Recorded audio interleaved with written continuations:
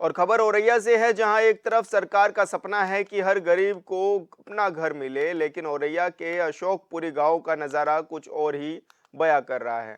बिदुना block में पड़ने वाले गांव अशोकपुरी में कुछ परिवार आज भी झोपड़ी में और कच्चे मकान में गुजर बसर करने को मजबूर हैं। ये लोग आस लगाए बैठे हैं कब इन्हें पीएम आवास योजना के तहत घर मिलेगा।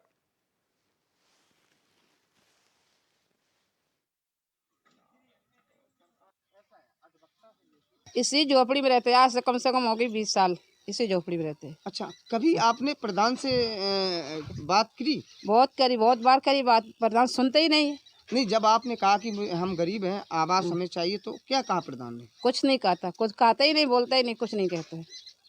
अच्छा, जहां सरकार एक तरफ गरीबों के लिए आवास उपलब्ध करा रही है, हर संभव उनकी मदद कर रही है, चाहे वो राशन हो या आवास हो, सबकी व्यवस्थाएं हर गरीब के तक पहुंचा रही है, चाहे वो उज्ज्वला भविष्य के अंतर्गत गैस कनेक्शन आता हो। आपका गैस कनेक्शन है?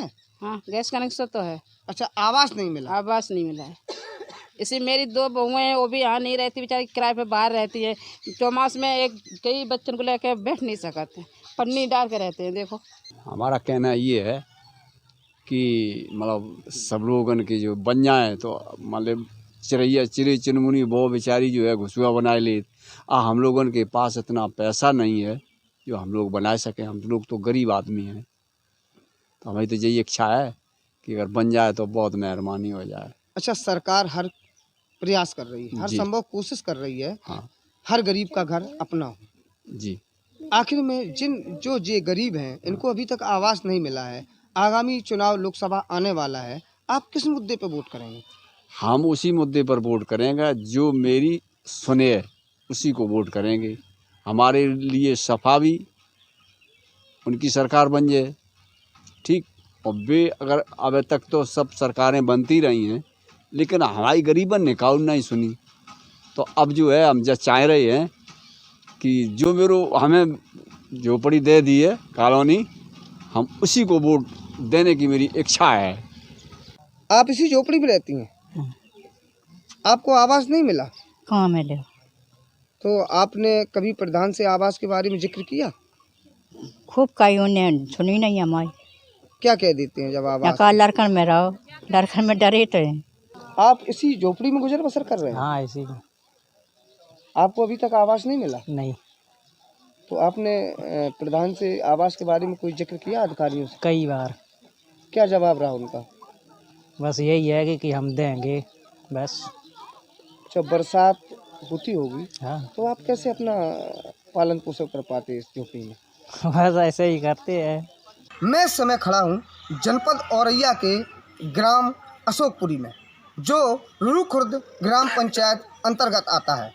आपको बता दें, योगी सरकार हर हाल गरीब को आवास मुहैया कराने का सपना देख रही है और कई गरीबों को आवास उपलब्धि कराई, लेकिन आखिर में हमारे पीछे जो ये झोपड़ी है, ऐसे गरीबों को आज दिन तक सरकार आवास उपलब्ध क्यों नहीं करा पाई? एक बहुत बड़ा सवाल। या तो जिले के अधिकारी ऐसे गांवों का अभी तक भ्रमण नहीं किया या भ्रमण करते नहीं हैं। आखिर में इन गरीबों को कब तक सरकार आवास उपलब्ध करा पाएगी? कैमरा पर्सन जितेंद्र शर्मा के साथ मैं Ram Kumar Rathore, HNN news Auraiya. Phone line पर जुड़ गए हैं राम कुमार। किस तरह की दिक्कतें इन लोगों को हो रही हैं? इनको आज तक भी अपने मकान नहीं मिल पाए हैं।